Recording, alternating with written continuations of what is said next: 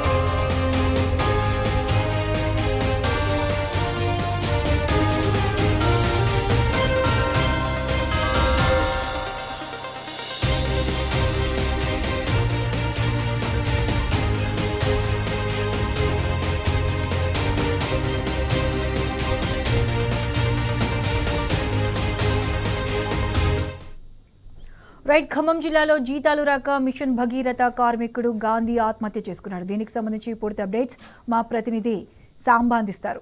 సాంబా, చెప్పండి. గాంధీ 4 నెలలుగా జీతాలు రాకపోవడంతో తీవ్ర మనోవేదనకు గురై అఘాయిత్యానికి పాల్పడినాడు.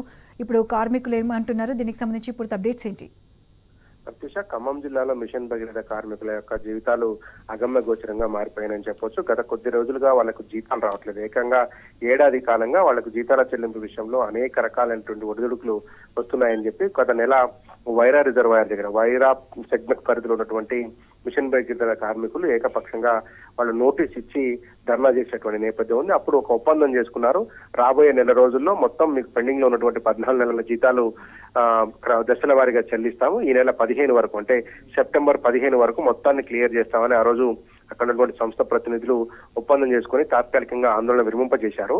అదే పరిధిలో మొత్తం జిల్లాలో 3 సెగ్మెంట్లు ఉంటాయి. అది వైరా సెగ్మెంట్ సమస్య అయితే ఇవాళ పాలేరు సెగ్మెంట్ లో మరొక సమస్య వచ్చింది. పాలేరు సెగ్మెంట్ లో గత 4 నెలలుగా జీతాలు ఇవ్వడం లేదంటూ పాలేరు సెగ్మెంట్ లో పనిచేస్తున్నటువంటి ఎల్ఎన్టీ కంపెనీకి సంబంధించి అవుట్ సోర్సింగ్ ఉద్యోగులందరూ కూడా సమ్మె నోటీస్ ఇచ్చి గత 2 రోజులుగా వాళ్ళు సమ్మె నిర్వహిస్తున్నారు.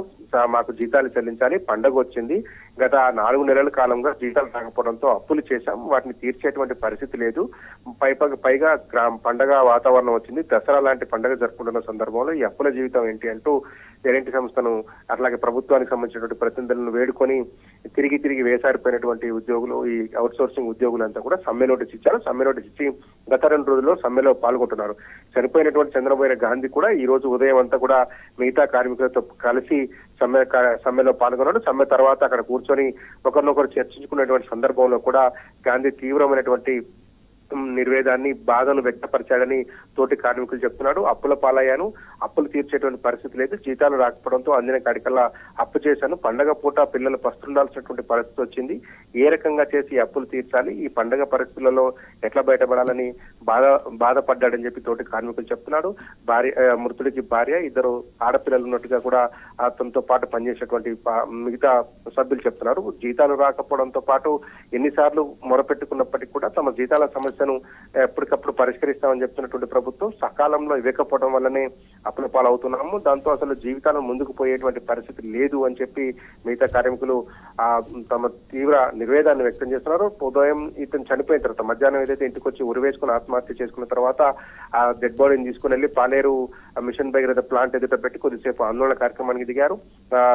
అతని కుటుంబాన్ని ఎల్ఎన్టీ కంపెనీ కావచ్చు, ప్రభుత్వం కావచ్చు ఆదుకోవాలి, ఆ కుటుంబాన్ని న్యాయం చేయాలని డిమాండ్ చేసి కొద్దిసేపు ఆందోళన కార్యక్రమాన్ని కొనసాగించారు. ప్రస్తుతం కూడా police station Kusumanchi police station లోనే ఈ మిషన్ భగీరథకు సంబంధించినటువంటి కార్మికులు కావచ్చు, కార్మిక సంఘ నాయకులు కావచ్చు ఉన్నట్టుగా మనకు సమాచారం వస్తుంది. ఎవరైతే చనిపోయినటువంటి చంద్రబాబు గాంధీ ఉన్నాడో ఆ కుటుంబాన్ని ఆదుకోవాలి, అప్పుల పాలైనటువంటి కుటుంబం వాళ్ళొక్కలే కాదు మిగిలినటువంటి కార్మికులందరూ కూడా చాలా దీనమైనటువంటి స్థితిలో ఉన్నారు అని చెప్పి ఆందోళన వ్యక్తం చేస్తున్నారు. మొత్తంగా మిషన్ భగీరథ కార్మికులకు ఒక్కొక్క చోట ఒక్కొక్క రకమైనటువంటి జీతాలను పెండింగ్ పెట్టారు.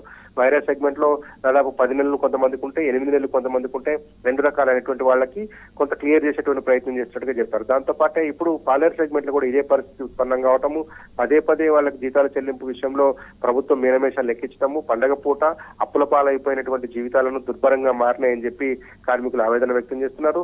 ఒక పక్క నిత్యావసరమైనటువంటి మనుషులకు అవసరమైనటువంటి అత్యవసరమైనటువంటి మంచినీరు కాబట్టి వాళ్ళ పక్క ధర్నా చేస్తూనే నీటి సమస్య రాకుండా చేసేటువంటి ప్రయత్నం చేస్తున్నామని చెప్తున్నారు. అందరికీ నీళ్లు అందించేటువంటి మాకు కనీసం ఇక్కడ నీళ్లు దాగి పడుకునేటువంటి పరిస్థితి లేదా అంటూ కూడా ఆ కార్మికులు ప్రశ్నిస్తున్నారు. తినడానికి తిండి లేనటువంటి జీవితం ఎందుకు మాకు అంటూ కూడా వాళ్ళు ఒక ఆవేదన వ్యక్తం చేస్తున్నారు. ప్రభుత్వం ఆదుకోవాల్సింది పోయి మమ్మల్ని 4-5 నెలలుగా జీతాలు ఇవ్వకపోవడం ఏంటంటూ ప్రశ్నిస్తున్నారు. ఈ నేపథ్యంలోనే చనిపోయినటువంటి చంద్రబాబు గాంధీ కుటుంబాన్ని ఆదుకోవాలని మిగతా కార్మికులు డిమాండ్ చేస్తున్నారు. ప్రస్తుతం పోలీస్ స్టేషన్ లోనే ఈ కార్మికులు కావచ్చు, కార్మికులకు సంబంధించినటువంటి నాయకులు కొంతమంది ఈ చంద్రబాబు గాంధీ కుటుంబ సభ్యులు ఉన్నట్టుగా చెప్తా ఉన్నారు. ఆ కుటుంబాన్ని ఆదుకోవాలన్నటువంటి డిమాండ్ వినిపిస్తుంది. ఉరి వేసుకొని చనిపోవడం అత్యంత దారుణమైనటువంటి అంశం అంటూ మిగతా కార్మికులు తీవ్ర ఆవేదన వ్యక్తం చేస్తున్నారు. Pratyusha. Right Samba, thanks for the updates.